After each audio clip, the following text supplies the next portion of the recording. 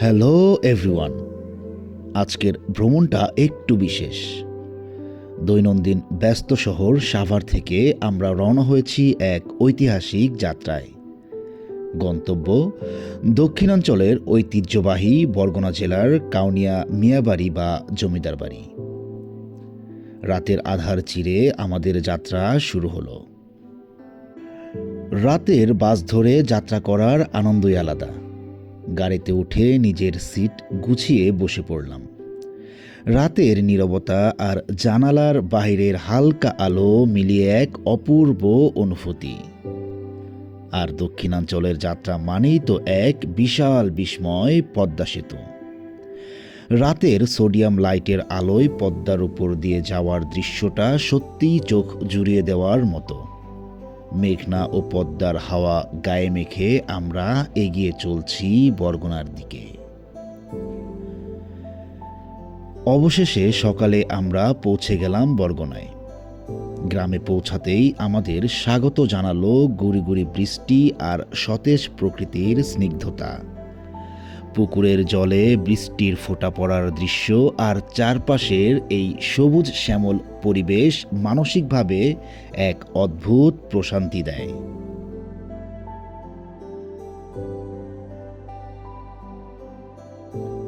এবার আমরা চলে এলাম আমাদের কাঙ্ক্ষিত জায়গায়, বরগুনার ঐতিহ্যবাহী কাউনিয়া মিয়াবাড়ি। প্রবেশ করতেই চোখে পড়ে এর চমৎকার স্থাপত্য শৈলী। বহু পুরনো এই চুন সুরকির খিলান, নীল ও লাল রঙের পিলার আর কড়িকাঠের ছাদ আমাদের এক পলকে অতীতে ফিরিয়ে নিয়ে যায়।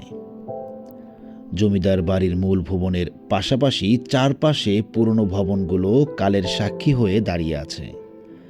কিছুটা শ্যাওলা ধরে জীর্ণ হলেও এর সৌন্দর্য এখনও অনুধাবন করা যায়। শান্ত পরিবেশ আর সবুজ গাছের মাঝে এই প্রাচীন বাড়ির যেন কোনো এক পুরনো গল্পের পাতা। বাড়ির ঠিক পাশেই রয়েছে সুন্দর কারুকার্যময় এই কাঠামোটি, যা প্রাচীন স্থাপত্যের অনন্য নিদর্শন।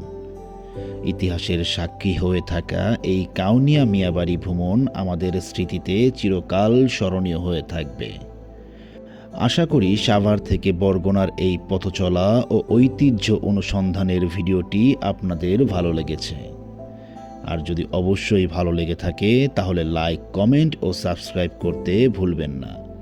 দেখা হবে পরবর্তী ব্লগে অন্য কোনো স্থানে।